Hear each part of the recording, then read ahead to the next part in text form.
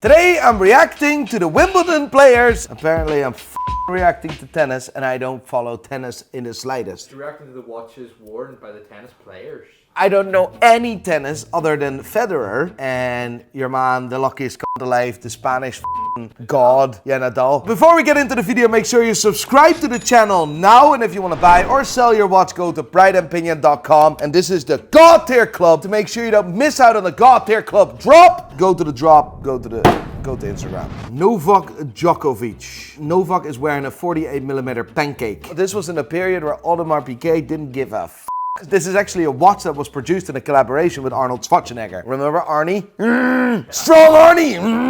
I roll California. I can't even do his German accent. He's Austrian. But that's a pancake watch, mate. Why the is he wearing that? When was this? Like 100 years ago? 10 years ago. Alright, well, so you grab a photo of 10 years ago. That's what you do. I just do my job. Reference number 26378IO. You know why it's IO? It means titanium. There's titanium in it, but the pushers are actually made out of rose gold, and there's also carbon. So does IO mean titanium? Yes. So I'm correct? Yeah, but that's titanium, carbon, and rose gold. But also ceramic. Like, I mean, it's 48mm. We have enough space to put everything in this watch. Listen, it's a cool watch. Unfortunately, the size is just bunkers. Oh yeah, and this is one of those watches where they say it's limited edition, but it's not limited edition, if you know what I mean. They produce 1,500 of them. 1,500 is not limited, is it? It's 1,500 of them. There are ton of them. The watch was produced approximately 10 years ago, and the current value of this watch sits between $32,000 and $36,000. I wouldn't pay that money for that watch, you know. All right.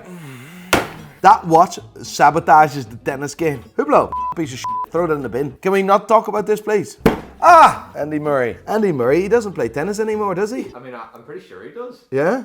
Me, mate. Why does he take a sponsorship with Rado then? Probably paying the big bucks. This is like scraping the barrel, mate.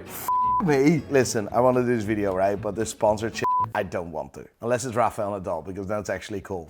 Me, it's Rado, mate. Rado's alright, don't get me wrong, but like their recent releases, mate, really cool watches, but they're about 100% off their current price range. So they're producing watches, selling it for $4,000. Well, they should be at like 1,500 to the 2,000 range. I'm not sure what Rado is doing. Like the Captain Cook, a really cool design, like, but this is just dog shit, mate. So can we skip that, you think? Is that all right? You do whatever you want, sweetheart. Right, there he is, the Toro, the Spanish king, the luckiest alive. He is the luckiest man alive, you know. How come? He's Spanish, he's good looking, so he can just, all the señoritas come his way, you know what? Like flies at a dog shit.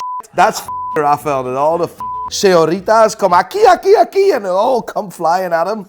Is able to wear the best watches this world has ever seen. The guy can play a ball or two across the net. It's berserk. That is the man himself. You know what Richard Mille done, and this is genius. The partnership between Richard Mille and Rafael Nadal exists for like over 10 years. If I'm not mistaken, Richard and Rafael met in 2008, and Rafael always refused to wear a watch during tennis, etc. But let me tell you, Richard is some sales guy, because he got him to wear a watch. Richard Mille broke the world record in 2013 making a watch for Rafael Nadal. I'll never forget that. I think it was 2013, by the way. It was the RM Richard Mille 2701. Take a guess how much that watch weighed. 13 grams. What a ridiculous number. I would have said like 40 grams. Why would you come out with 13? Did you know this already? 18.83 grams. Oh, it's a bit heavy for me then. It's a bit heavy, like, I mean, unbelievable. The collaboration between Rafael Nadal and Richard Mille has contained about 9 watches today. The RM 2701, 02, 03, and 04, they're all Rafael Nadal watches, limited to 50 pieces. That's proper limited edition, by the way. What you see here is the newest collaboration between Rafael Nadal and Richard Mille. This is the RM 2704. A watch that was introduced to celebrate the 10th anniversary between the buck and marriage between Rafael Nadal and Richard Mille. The current value of this watch sits between $2.5 and $3 million. It's no dog shit. Like, this is quite cool as well. This is another RM27, but this is the RM2703 in the colors of the Español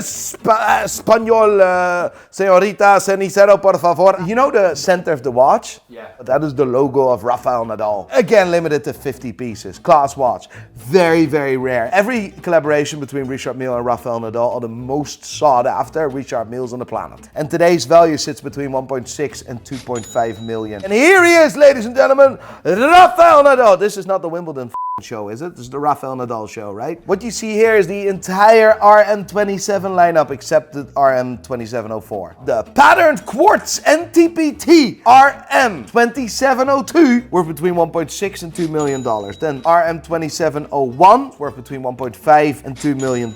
Then we have the RM2703, which we just talked about, which carries a value between 1.7 and 2.5 million. And then the OG, the Richard Mille RM27. It's just the RM27, worth approximately 1.5 mil. So Rafael Nadal is currently holding approximately $9.5 million worth of watches. By the way, he didn't pay for that. That's why he's a lucky Ah, there she is. Serena Williams. She changed the tennis world for women, I believe.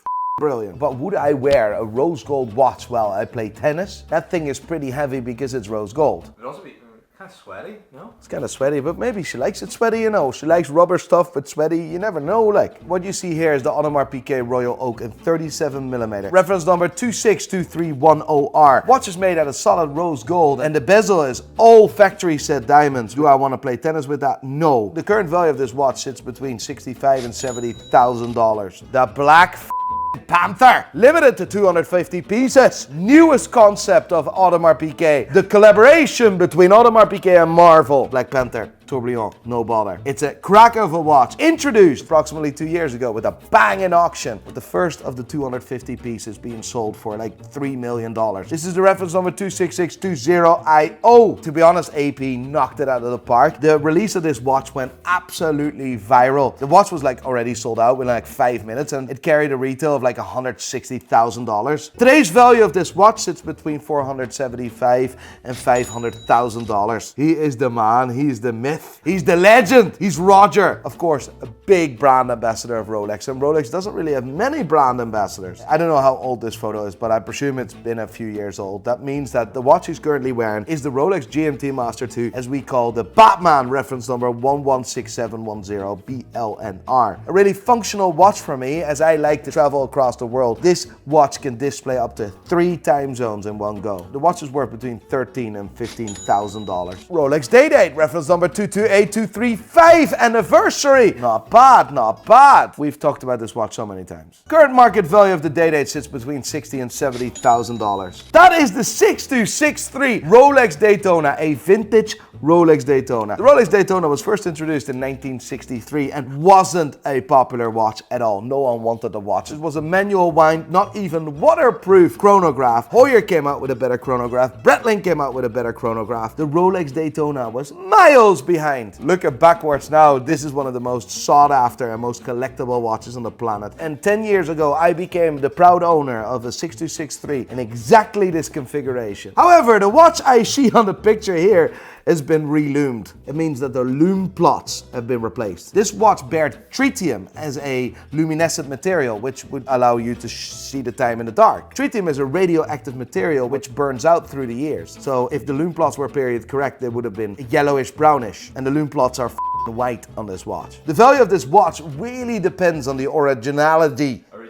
That one. Of the dial, of the bezel, of the bracelet, of the movement, if the watch comes with papers, if the watch comes with a full set, if the dial's reloomed or not. But if I would say Roger Federer is the man of the man, is the bollocks of the bollocks, this may be a full set with everything complete, everything being correct. This watch would carry a value between $300,000 and $500,000. Can I now go back to normality and stuff? I'm not very much interested in tennis. If you go and relax, that's enough tennis for me. Yeah, me. Brutal.